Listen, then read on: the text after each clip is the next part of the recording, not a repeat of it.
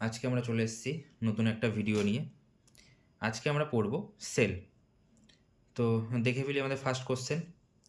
আমাদের first question হচ্ছে, what is considered the fundamental structural and functional unit of life?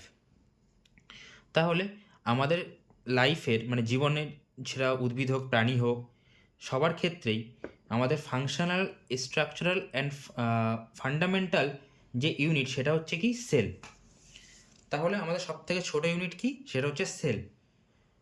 এবং কিছু sell একসাথে পাশাপাশি বসে তৈরি করে টিস্যু, এবং কিছু টিস্যু পাশাপাশি বসে তৈরি করে অর্গান, এবং কিছু অর্গান পাশাপাশি বসে তৈরি করে সিস্টেম, এবং কিছু সিস্টেম মিলে তৈরি হয় একটি বডি।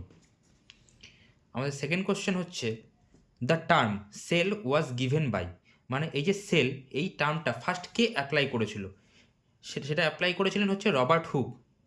কত খ্রিস্টাব্দে তৈরি করেছিলেন? 1665 খ্রিস্টাব্দে তিনি এটা প্রথম আবিষ্কার বা ইউজ করেন। এবং কিন্তু তিনি যখন এটা আবিষ্কার করেন সেটা ছিল একটা ডেড সেল। না, ডেড সেল কিসের সেল ছিল সেটা?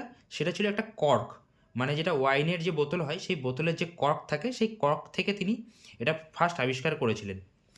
এবং পরবর্তী ক্ষেত্রে অ্যান্টোনিও ভেন লিউয়েনহক তিনি কি করেন, একটা অন্য সেল যেটা একটা লিভিং সেল ছিল সেটা তার উপর কি পর্যবেক্ষণ করেন।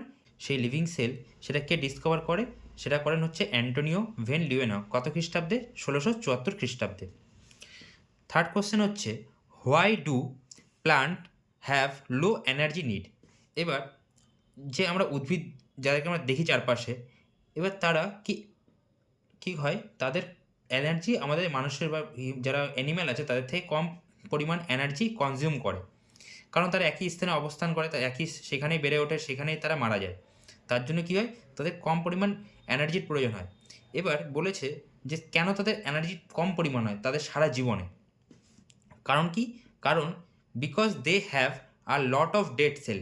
এবার এখানে ডেড সেল আমাদের বুঝতে হবে যে কোনটা। আমরা যে উদ্ভিদ দেখি, উদ্ভিদের যে বাইরের আস্তরণ মানে যেটাকে আমরা বাকল বলি বা ছাল বলি, সেটা কিন্তু একটা পুরোটা একটা ডেড সেল।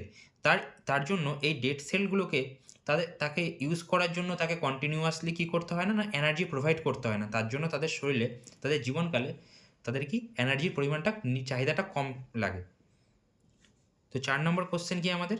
আমাদের 4 নম্বর কোশ্চেন হচ্ছে, the scientific study of a cell is called. এবার আমরা যে সেল, আমাদের সায়েন্সে যেই পার্টটাতে আমরা সেল নিয়ে আলোচনা করি বা স্টাডি করি সেটাকে কি বলা হয়? সাইটোলজি বলা হয়।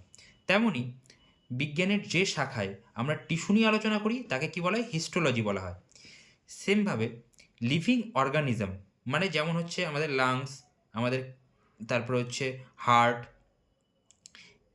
এইসব নিয়ে যে আমাদের যেই পার্টে পড়াশোনা করা হয় বা সায়েন্সের যে অধ্যয়ন করা হয় তাকে কি বলা হয়? ফিজিওলজি বলা হয়। সেমভাবে দ্য সায়েন্স অফ নেমিং মানে সায়েন্সের যে শাখায় নামকরণ করা হয় তাকে কি বলা হয়? ট্যাক্সোনমি বলা হয়।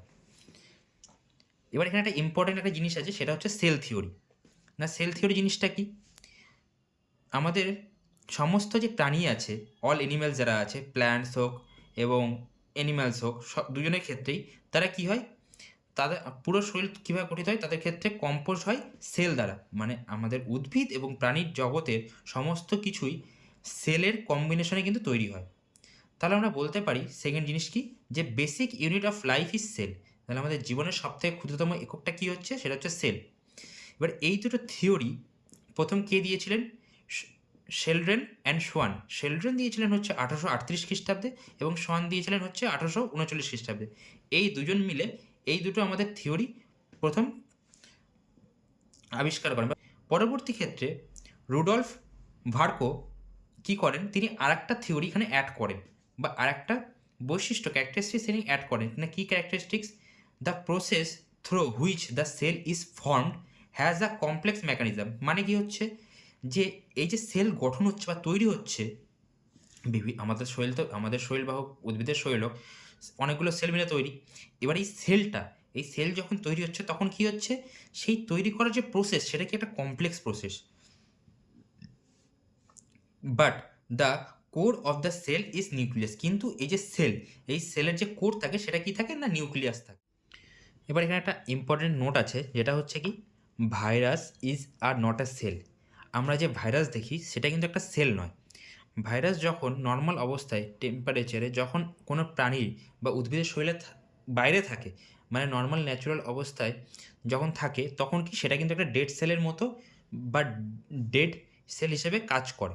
পরবর্তী ক্ষেত্রে যখন তারা হিউম্যান বডি বা অন্য কোনো অ্যানিমেলের বডিতে ইনপুট হয়, তখন তারা কি একটা সেল লাইক স্ট্রাকচারে তারা কিন্তু কাজ করে। সুতরাং ভাইরাসকে কখনো একটা সেল হিসেবে আমরা ধরতে পারবো না। তারপরে 5 নম্বর কি বলেছে? Largest cell of human body. আমাদের প্রাণীদের শরীরে সবথেকে বড় সেল আমরা কোনটাকে বলি? সেটা হচ্ছে ওভাম। সেটা হচ্ছে একটা এগ সেল, যেটা কোথায় থাকে না হিউম্যান বডি। হিউম্যান বলতে কাদের মধ্যে থাকে? তা বিশেষ করে লেডি, সেটা হচ্ছে প্রাণী হোক, মানে মানুষ হোক বা ছাগল হোক, ওমেন্সদের মধ্যে এই ওভামটা থাকে, ওভারিতে সেটা থাকে, যেখান থেকে আমাদের শরীরে নতুন প্রজন্ম নতুন বাচ্চা তৈরি হয়, সেটাকে বলে ওভাম। সেটা একটা এগ সেল।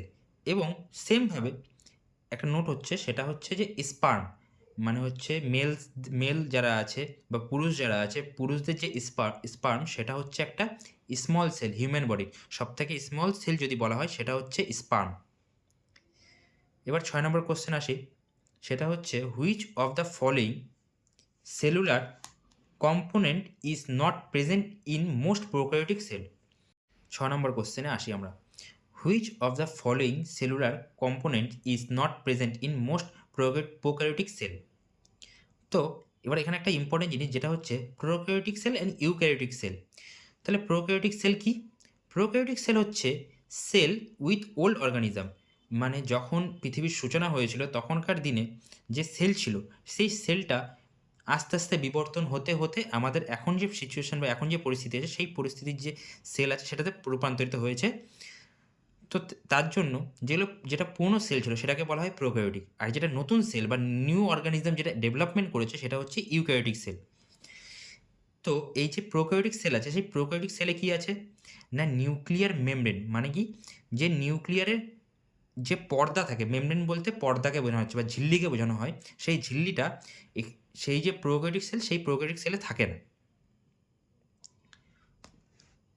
7 নম্বর কোশ্চেন আসি আমরা, the only cell organelle seen in prokaryotic cell is. তাহলে কি প্রোক্যারিওটিক সেলে যেই অর্গানেলটা আমরা দেখতে পাই সেটা কি? সেটা হচ্ছে রাইবোজোম। তাহলে কি আমাদের যে এখন ইউক্যারিওটিক যেটা সেল আছে, সেই সেলে আমরা মাইটোকন্ড্রিয়াও দেখতে পাই, রাইবোজোমও দেখতে পাই, প্লাস্টিডও দেখতে পাই, লাইসোজোম দেখতে পাই।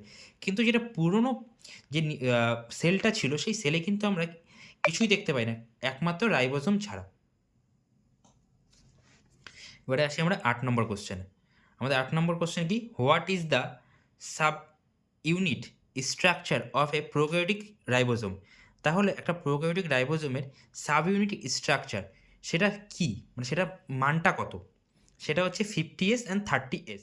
তো এবার আসি আমরা 9 নম্বর কোশ্চেনে, which of the following cellular components are known as the protein factory of a cell. এখানে প্রোটিন ফ্যাক্টরির কথা বলা হয়েছে, তাই প্রোটিন ফ্যাক্টরি আমাদের সেলের কোনটা? সেটা হবে রাইবোজোম।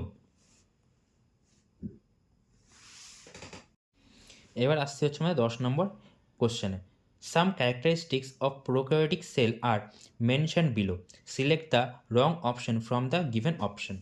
এই 4টা অপশান দেওয়া আছে, এর মধ্যে থেকে কোনটা প্রোক্যারিওটিক সেলের ক্যারেক্টারিস্টিক্স নয় সেটা আমাদের বের করতে হবে। এখানে আমরা দুটো জিনিস জেনে রাখি, যে প্রোক্যারিওটিক সেল অ্যান্ড ইউক্যারিওটিক সেলের মধ্যে কিছু পার্থক্য হচ্ছে।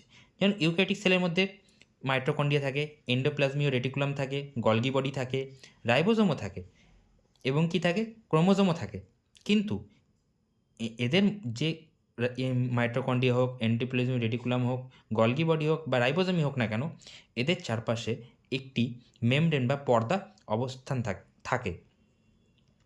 কিন্তু যেটা প্রোক্যারিওটিক সেল আছে, প্রোক্যারিওটিক সেলের মধ্যে এই যে রাইবোজোমের চারপাশে কিন্তু কোনো ধরনের মেমব্রেন থাকে না। Its nuclear region is called nucleoid. তাহলে প্রোক্যারিওটিক সেলের যে নিউক্লিয়ার যে পার্টটা থাকে সেটাকে নিউক্লিয়েড বলে, এটা ঠিক একদম। তারপরে কী বলছে? Single chromosome. তাহলে প্রোক্যারিওটিক কোষের মধ্যে ক্রোমোজোম কিন্তু সিঙ্গেল ক্রোমোজোমই থাকে, ডাবল ক্রোমোজোম কিন্তু থাকে না। তারপরে কী বলেছে? Extremely small size. এবার যেহেতু এর মধ্যে মাইটোকন্ড্রিয়া থাকে না, গলগি বডি থাকে না, এন্ডোপ্লাজমীয় রেটিকুলাম থাকে না, তার জন্য এটা স্বাভাবিক, এটা সাইজ ছোটো হবে। তাই কি এটার সাইজ অলরেডি ছোটো হয়। তো আমাদের ফার্স্টেরটা কী বলেছে? ফার্স্টেরটা বলেছে হচ্ছে presence of membrane bound organelles, মানে এই যে অর্গানেলস আছে, মানে রাইবোজোম আছে, রাইবোজোম তার চারপাশে একটা কি পর্দার মতো অবস্থান করে, এই যে পর্দাটা থাকে সেই পর্দার মতো অবস্থান করে। কিন্তু আমরা কি পড়েছিলাম যে না, যে প্রোক্যারিওটিক সেলের বাইরে যে অর্গানেলস থাকে, সেই অর্গানেলসের বাইরে কোনো ধরনের মেমব্রেন অবস্থান করে না। তাহলে আমাদের ভুল কোনটা হবে? সেটা হবে এটা, 1 নম্বরটা।